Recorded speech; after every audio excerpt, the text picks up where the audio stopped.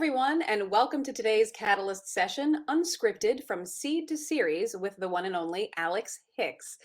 I am your host and director of Catalyst Story Institute, Nikki Coble, and our guest, as I mentioned, is Alex Hicks, manager of programming for History Channel. He's currently working on Ancient Aliens, The Unexplained with William Shatner, Alone, Great Escapes with Morgan Freeman, and many others. He's EP'd a number of specials for the brand as well and is constantly developing new programs and series ideas. Welcome, Alex. Hello, glad to be here. Thanks for having me, Nikki. We're so glad to spend this time with you and to learn all about what you do and how we can do it too. And the first question I'd love to ask you is what kinds of work fall under the umbrella of unscripted television? Yeah, it's a great question. And it's really a broad spectrum, quite honestly, and one that's sort of constantly evolving, with sort of new outlets, new technology, new ways that consumers are sort of consuming content. There's long form, there's short form. I think anything you can see on a lot of social media, whether it's TikTok or Instagram or, even YouTube. I think all of that sort of falls into the unscripted realm. I think in terms of what we're talking about here, for TV and specifically linear cable, but you know I think we're talking about sort of documentaries and doc series. And then kind of a myriad of different formats. So, could be competition series, could be investigative series like we have with Oak Island, could be sort of a magazine show, kind of a hosted, show like we have with Unexplained with William Shatner. There's the classic sort of reality shows, if you will, where you're sort of embedding with different people and you're sort of a fly on the wall as they sort of live their lives and do their jobs, that sort of thing. Think about like, keeping up with the Kardashians or, formerly another history show that was on for a long time, Axemen or Ice Road Truckers, where you're sort of kind of dropping in and sort of spending time with these people as they sort of go about their day. And so, yeah, I think it's sort of a wide category of stuff. And I think it takes up a lot more real estate than people think, and a lot more real estate than scripted content for sure. I think it's a bit more cost effective. It's quicker. So I think I think you see a lot of it out there. And so yeah, it sort of runs the gamut, I would say. Yeah. So yeah, but I think a lot of people have seen a lot of different sort of unscripted and sort of know it when they see it. But yeah, I mean, it's sort of there is some scripting that's obviously involved, but for the most part, yeah, I think that sort of could be even game shows as well. So I think that's sort of what I would describe as the umbrella of unscripted television. Well, thank you for that. It seems to be something that people have a vague understanding of, but not a Yeah, real breakdown of these are the things that fall into these categories. yeah, And how would you say that selling an unscripted show is different from selling a scripted one? yeah. Well, and luckily I have spent a little bit of time in scripted. My first job was my first kind of real job was at NBC. I was an NBC page, and I was working in the scripted department there. So I had a little exposure to that as well. But I would say the big differences are, I mean, obviously it's a much quicker process. The scripted development process, which probably a lot of the folks listening know, it can be really long and arduous. And that's not to say unscripted cannot be, but I find it's generally a quicker timeline. Um, I'd say the materials are obviously quite different. There's oftentimes not a pilot script written. It's usually a sizzle or a tape. Maybe that's a 2 to 5 minute tape, sort of describing what the show is. There's also Mhm. generally some written materials, kind of like a pitch deck that sort of lays out the idea and how one would execute it. Um, and but I will say that again, we kind of covered in the previous question that there's a wide variety of programming. So the pitch materials for something like Survivor look a lot different than some documentary on Abraham Lincoln, right? Like they're just two vastly different things. So I would say the materials are probably the biggest difference in selling a scripted show, compared to an unscripted show. And yeah, I think also just the time frame in which something can get greenlit and go into production is obviously much quicker too. But again, it can be, no two shows are the same, no two processes are the same. But yeah, I think those are sort of the big things that jump out to me on the nose. Hmm. Absolutely. Thank you for that. Yeah. And we've seen such incredible content come through Catalyst in recent years. And I just wonder, from the unscripted perspective, do you think that the major networks and streaming platforms are ready to begin buying TV shows directly from content creators?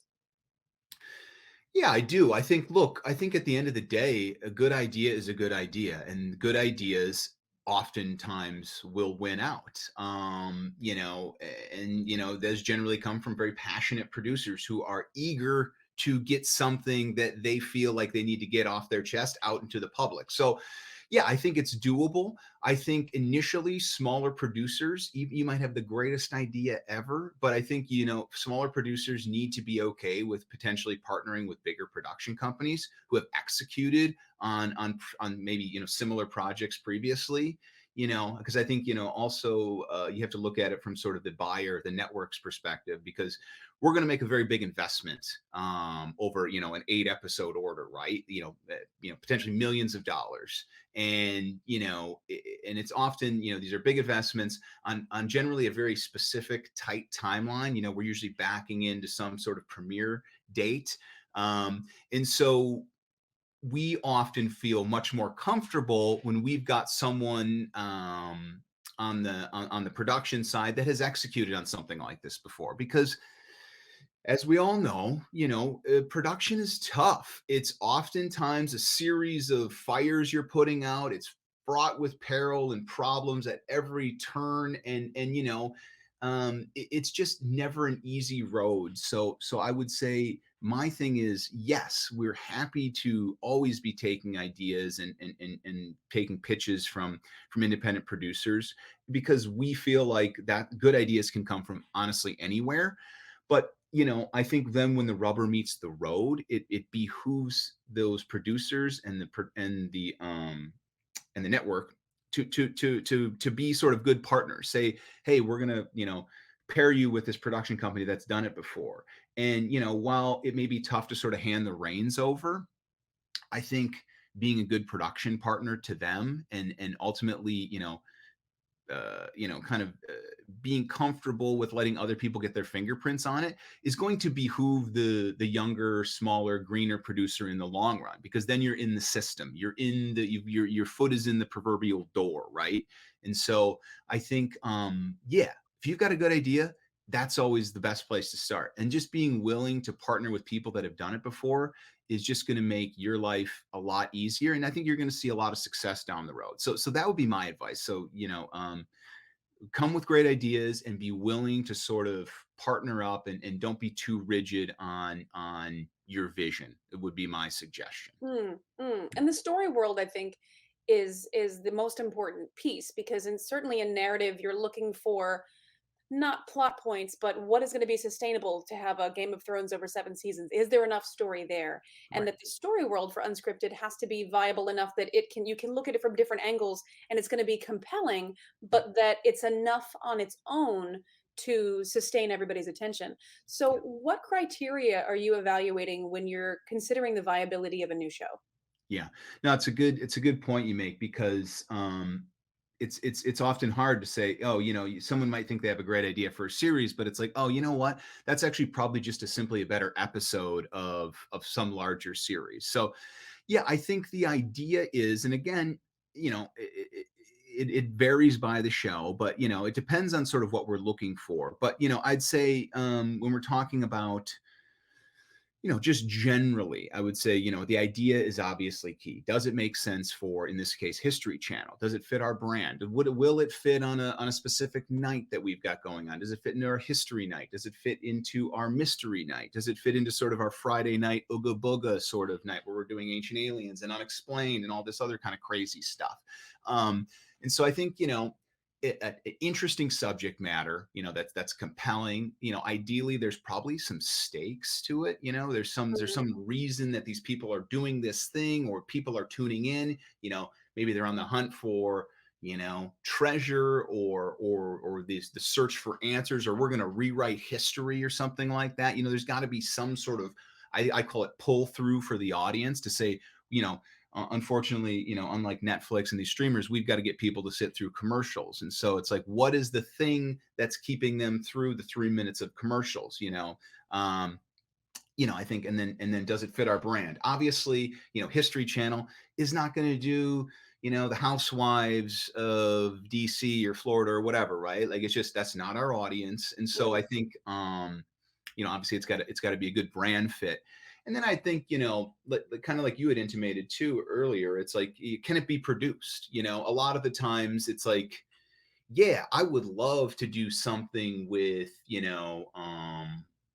I guess who name the biggest star in the world. Maybe it's, I guess Will Smith did just do something for Nat Geo, but it's like, okay, if you're pitching me something with Will Smith and he's traveling around the world, it's like that's going to be extremely cost prohibitive. So maybe we can do one of those a year, right? And we're probably not going to do that with some sort of very green producer. So I think just knowing, what can be produced, how it can be produced, is it cost effective, all that sort of stuff. But again, at the end of the day, if it's a good idea and it's something that's kind of a page turner, if you will, and just, feels timely and feels interesting, and feels compelling, I think that's always going to win out. I always tell people this. It's, you see a project come in, and sometimes it's just, it gives you a certain sort of feeling, and it's really hard to describe. I think when you look at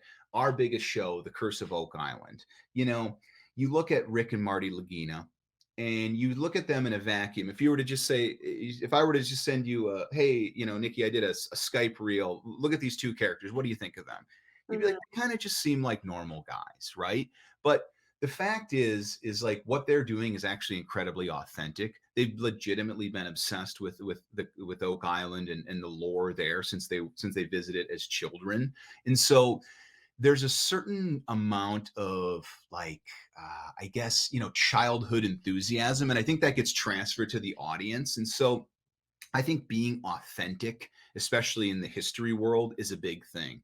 Finding Mm. people that actually want to, or who are actually doing this. Like, I can't tell you the amount of sort of um, Oak Island clones I've seen, and it's like, oh, amazing! They've got this. Everyone's got these sort of just perfectly linked together skill sets, and it's just, it doesn't pass the sniff test. Right. And so I think that's the biggest thing. I would say authenticity is the biggest thing, and I think that sort of wins out. Having the right talent in place, having the right format.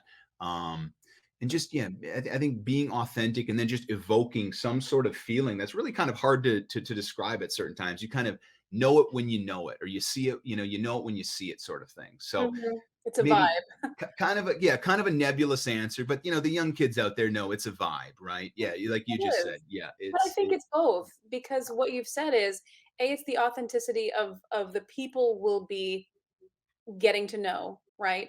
So it's either of the producer behind it, why is their voice the right voice correct. to Right. communicate this story or to Yes. present this story? Who are the people that we're engaging with in the story? Who are we following? And is it compelling enough in terms of the discoveries we're going to make? Will it be compelling enough for us to come back after the commercial and watch season after season? And Right. then also knowing the canon of what you're serving as the History Channel, and as well as, does it fit the brand? Yeah. So what do you wish that creators knew about pitching their ideas to you, or in pitching in general? Yeah. I would say, to me, and just generally, I think it's really important for producers to know who they're pitching to, understand the brand. You're not going to pitch History Channel the same thing that you pitch Bravo or even, our sister network A&E, right? Like, and so I think, understanding the brand and understanding it to a level of like actually watching the shows. Like, it's hard to sell shows if you don't watch the shows. Like I think that's a big mistake that people often make. Like and so I think that there's a lot to learn and there's a lot you can glean from watching the networks that you want to sell to. So I would highly encourage, if you want to sell us a show, watch some Oak Island, watch some Unexplained, watch some Ancient Aliens, watch Alone, and figure out, how those shows are working. And then you really will sort of like intuitively understand the history brand. And as you're hatching a project, you'll know like this feels right for history or this doesn't feel right for history, and you'll know the reasons why. So I think it's really important for people to watch the networks or the platforms that they want to sell to. Mm, um and then additionally, like, you know again, I think you can, when you're crafting ideas and creating, programs by yourself, I think, it can be easy to get in your own little bubble, and like, you can craft an idea that you might think is the most groundbreaking idea, but I can almost guarantee you that it's been thought of and pitched before. Like, I, as a before I was at history, I was spent, 8-9 years as an independent producer in some form or fashion. And so, was often, coming up with an idea, and I was like, there's no way anyone's thought of this before. And then I come to the network side and I'm like, oh my gosh, there's 3 of those pitches in last week. And so, there's a lot of people out pitching stuff. There's a lot of really smart, good people. So I would just say, don't hold your ideas too preciously. Ideas are cheap. Keep churning them out, and just, be almost like a, uh, you don't want to just throw stuff against the wall, but you kind of do. I think it's a numbers game. And so I mhm, think, not getting beaten down by a pass. You're going to get passed on a ton. I pass on a dozen shows a day, and it's not fun, but it's a reality. So, if someone passes on something, and you vehemently disagree, you can voice that, but don't hound the don't I wouldn't say don't hound the network executive to look at it again or a third time. Like, mm. it's not productive. They've got a lot of stuff to look at. So I would say, just don't be precious about your ideas. Feel free to just drop something and move on, and just be dogged and kind of moving forward and trying to find the next greatest thing. Like, that doesn't mean just, you know, it just, not, that doesn't mean just don't see something through, right? But I think it just, I think people oftentimes, I see a lot of the time in young producers, green producers, they've worked so hard on this single idea for weeks and months, and I might pass on it in 2 days, right? And so that hurts, and they're like, no, that can't be right. And I'm like, it is right. Like, you just, it's just, don't take it personally. It happens to everyone. I've gotten 85 to 95% of my ideas go kaput, So I would Mhm. just say, understand your brand, understand the brands you're pitching to, and just, don't be afraid to move on from an idea, because there's lots of them out there to be had. Absolutely. And I think the key thing that you were talking about is also there's a business side to it. The Yes. artistic side of it, we go, this is an incredible idea. I'm so passionate about it. Right. You have to love it too. And it's not thinking about, like you said, with the Will Smith idea, that it's cost prohibitive to do it. Yeah. Yes, everybody would love to travel with Beyonce around the world, but who's paying for that? Right. So Exactly. how many high quality ideas can you be passionate about so that the the brand can be passionate about you as a storyteller and want to connect and do something with you, Yeah, right? it's a very good point too, and I want to reiterate something you said. It's like, you know, at the end of the day, it is a business too, right? And so, like, when you talk about, you may be be hell bent on doing this sort of very premium documentary, right? That's, $1 million an hour, and like, and it might be a great idea, it really might, but the fact of the matter is like, we've got enough sort of premium docs in our schedule for the next like 2 years. So it's like, it could be a great idea, but like, I have no room in it. Like, what I need right now is like cheap, repeatable formats. So yeah, it's just sort of, yeah. Again, I think just, keeping in mind that it is a business. We are a business of artists, but it is a business at the end of the day. And again, it's simply not being too precious with your idea, I think. Well, and I think there should also be ways to research IMDb Pro or something like that. What are the budgets of the shows Mhm. that are like my show? So that I Right. can understand if what I'm thinking of is something that the channel is going to put their neck out on and say, I would put this much down on that idea, Yeah. right? How can I get more business minded about what I'm presenting to see if it's even a viable thing Yeah. in And we'll your and we'll lineup. gladly tell you if something is too expensive. We do that all the time too, you know? It's like, "Yeah, Yes. yeah, I understand you'd like this, but you're not gonna get that. You're gonna get this. So can you make Right. that work?" Yeah, Right. yeah. It's that's always a tug of war, but, one that we get into sort of in I think a later stage when we're saying, "Okay, we're really serious about this project. How do we make it work for us financially?" So, Hmm. And I think in the scripted world, it feels very very specific what you have to have. But if I do land a meeting, what do you think the pitch needs to include? yeah. Is it as specific as the scripted world? Probably not. I think again, it very much kind of depends on the concept. If it's say a game show format, so you're pitching me Jeopardy, right? Like, I think it can just be sort of a very clean sort of kind of pitch deck or paper step that sort of explains the format and you kind of verbally pitch it to me. Hmm. Um, but and then you might have a couple of host ideas, right? But like I don't think you need to sit there and like show me the 20-minute uh kind of janky pilot of this thing, right? Like I can read it and sort of understand how the mechanics of it work.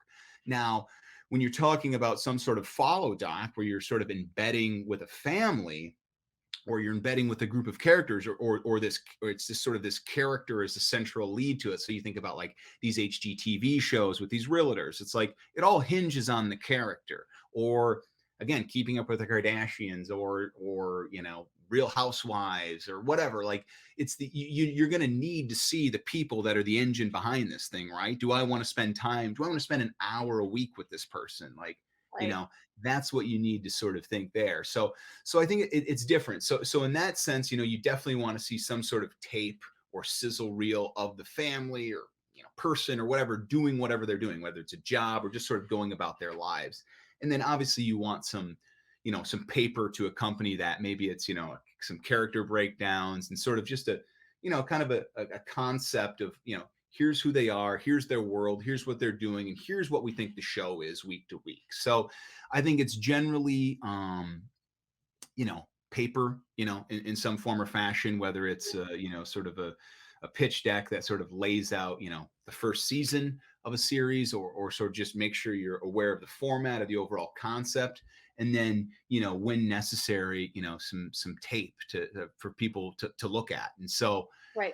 that doesn't need to be super beautiful, interviews or anything like that shot, with a really nice camera with like but it can simply be something like we're doing here, right? Like I've gotten, shows sold and things greenlit just off Skype reels and things like that. So, again, it's in that instance, it's really personality driven. So yeah, it doesn't need to look good. Like I think we're very good at sort of looking past some of that stuff. But yeah, just so you can get the character sort of um, get the character across. I think so. It doesn't need to be perfect. You can record a Skype or record a FaceTime, and if the character's great and the concept's smart, like that's enough to get you there. I think. Right. You heard it here first. You don't need to spend your money on 4K or No, 8K footage. not no. Just give us the idea and spend your time on that and not the production value of the thing because the idea will come through if it's viable. Yeah, we we're used to looking at stuff in rough stages all the time. We can sort of put our producer caps on and understand that this is gonna look a lot more beautiful when we shoot it in 4K and have it professionally lit by a DP and all that stuff. I mean, look, if you want to go the extra mile, great, but it's just generally not necessary. I'm just looking for the content essentially, and more than just the beauty shot, because you can make any sort of 1 to 2 minute sort of sizzle reel look really nice and sexy, but if it's just all fluff, like again, I'm like, what's the show? What's the concept? Who is the people? Like that's all I care about. I don't need it to look really nice at this point. Hmm. So if I pitch an idea and you dig it, I think there's some misconceptions about the process. Do Yeah. I walk out with a check and we shoot next week? What happens next? What are the possibilities? Yeah. Yeah. Unfortunately, it is not that simple. If only it were. If only it were. You know, it, it's again, it's always a little bit different, but the idea is as follows. Like you pitch me an idea, I'm like, cool, this is awesome. And I might even have a couple notes like, hey, make this tweak in the deck, or maybe remove this part of the reel because whatever he says something that is triggering to our internal team or whatever, right? And so then I will basically bring that into a development meeting. Well, I will pitch it to the larger room. They'll give their thoughts. They'll poke some holes, this, that, and the other thing. We'll sort of talk about it strategy wise. Does it make sense? Do we think it can be produced? All that sort of stuff. And then say, hey, they like it, they like it, but they want to change X, Y, and Z. I'll come back to you and say, hey, we got to change X, Y, and Z, and then I'm going to bring it back into the room, and then I'll bring it back into the room, pitch it again, and they say, yeah, let's do it. Let's give them 25K to do a real kind of proof of concept tape. They're going to go out there. It's not going to be a Skype reel now. You're going to go boots on the ground and shoot with these people as they go do it. And you're going to shoot kind of a mini scene and really explain what the show is and what it can look like. And again, still doesn't need to be totally like amazingly top end, but at that point, we're putting some money behind it, so it should look pretty good. You should be getting all the elements, that sort of thing.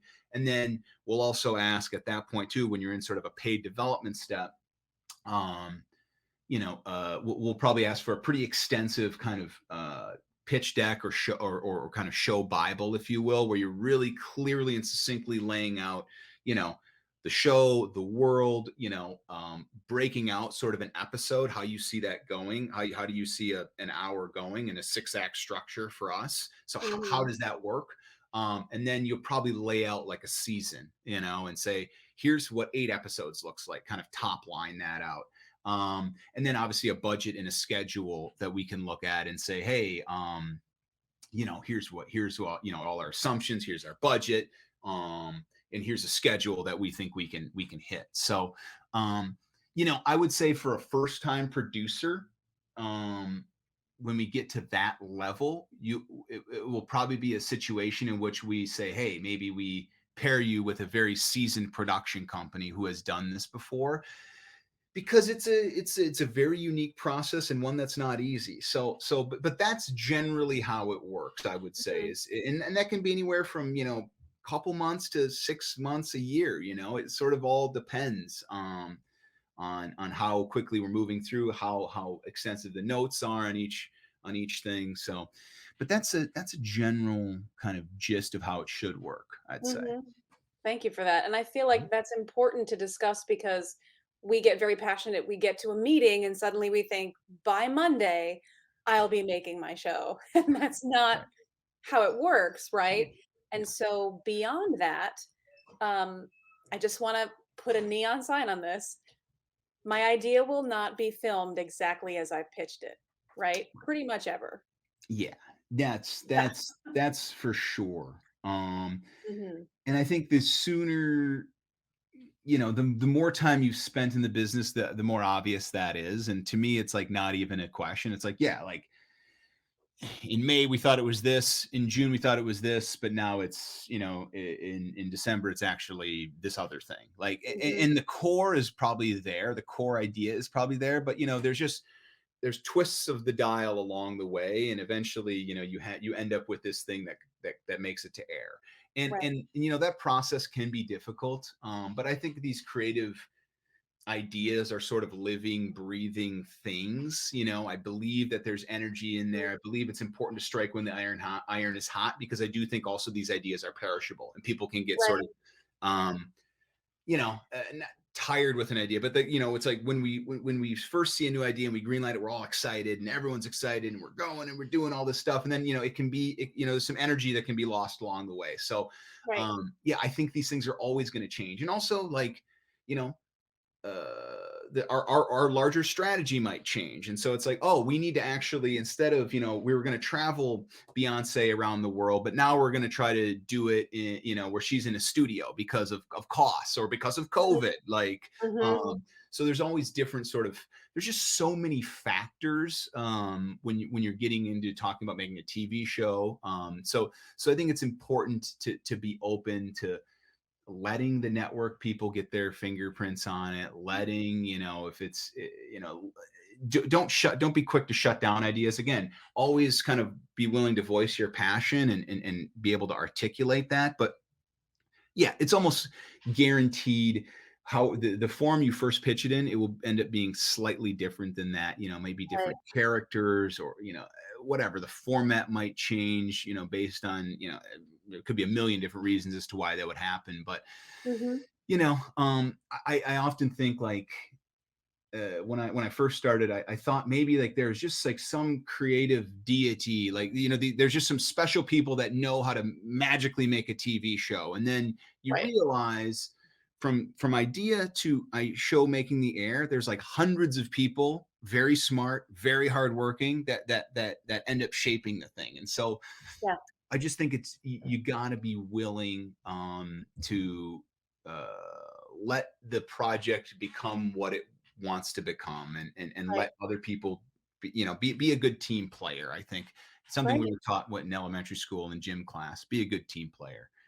Well, Um, it's solving a puzzle, right? right. The way you saw it is, isn't it better to involve Alex and to involve this producer and to involve these folks who have done it for a number of years, that hopefully as your idea rolls forward, it's getting better, it's getting stronger, it's getting more compelling by Yes. having those added energies and filters and levels of experience Yeah. be what your idea is passing through. Yes, and it can often be a frustrating experience, right? Like, there's no doubt about it. Like, I get frustrated oftentimes too. But like, yeah, I think like yeah, leaning on these people because at the end of the day, it's going to make for a better product. Like the history people, we know our brand very well. We know what rates on our air. We get loads and loads of insights, and so and I assume that's across the board for all networks, right? Like Right. so I think, or if you hire some great showrunner, great production company that's done something similar, like you know creating these shows. It's not black and white. You're not making widgets. It's like everything is a shade of gray, and there's no one way to do anything. And so I think just being open and being passionate, and but also just yeah, being willing to let the creative process go where it wants to is just it's really it's really important, and it's a reality of it, right? Like there's Right. no way around it. Like unless you're Steven Spielberg, like you're gonna have a million cooks in the kitchen. Yes, surrender to the creative process. Yes. Because I think the other part too is that people often hope, well, but I'll also be the showrunner, the director, I'll be the head writer, and I'll star in it, right?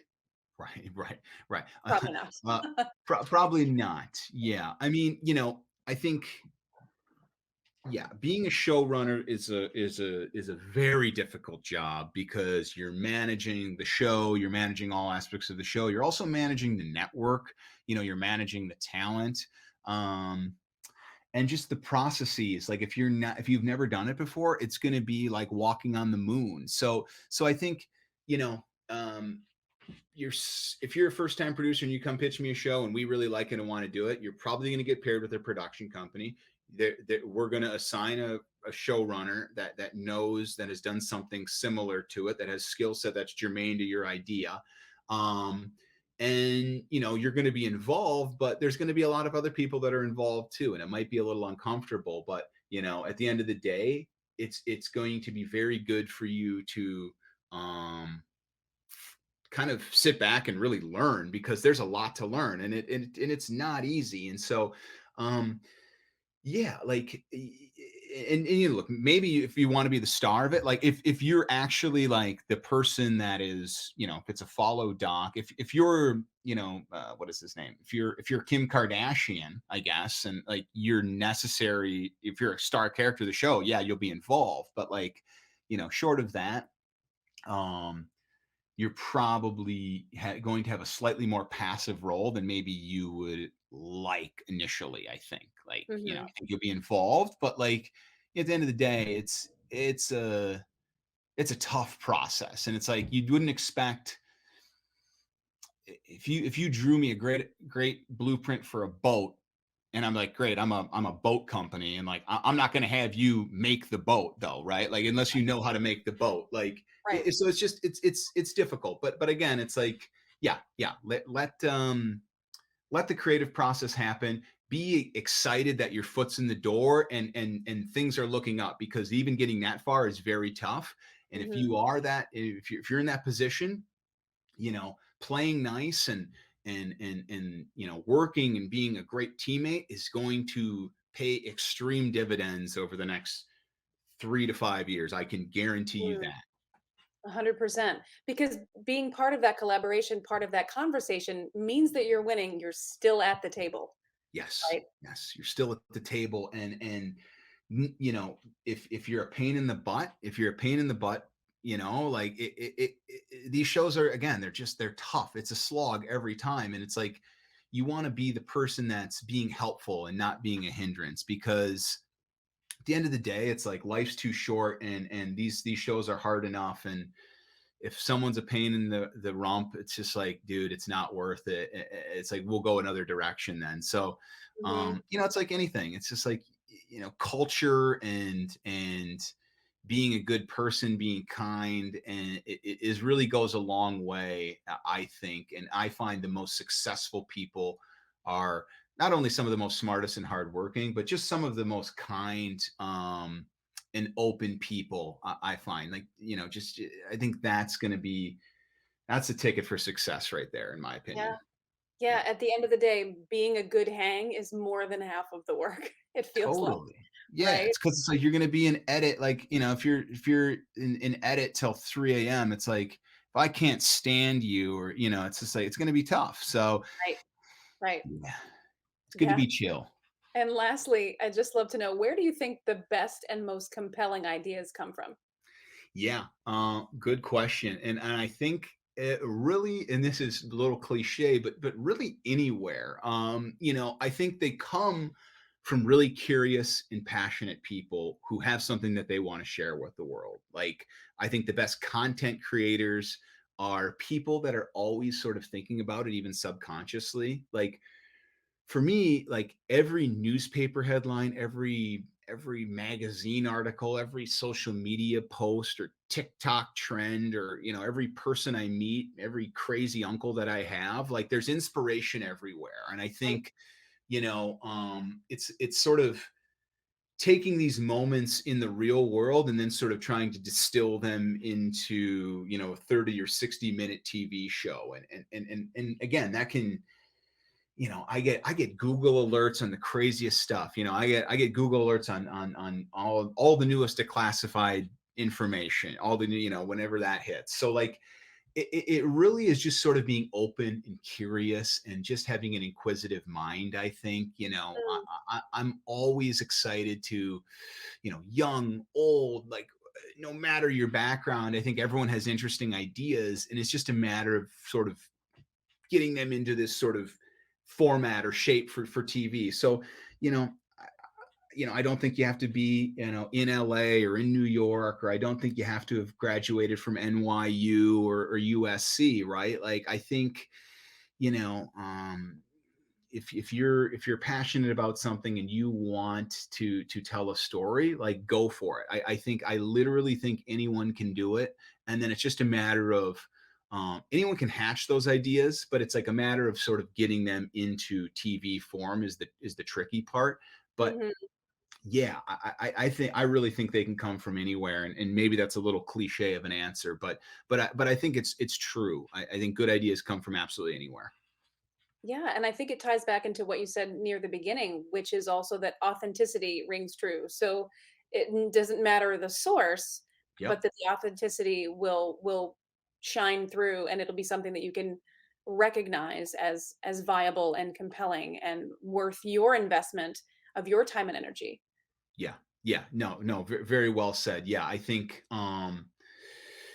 yeah, it can, yeah, if you're passionate about something, like, tell that story, basically. And if Mhm, you have a reason that you want to tell the story, then you should tell the story, right? Like, I think it can be very personal for some people, but yeah, I mean, I don't need to tell a story about, I think it can come from people's experience too, right? Like, mhm, and so that's an important thing to mention too. Like, if you see something that's wronged, or you find you read about a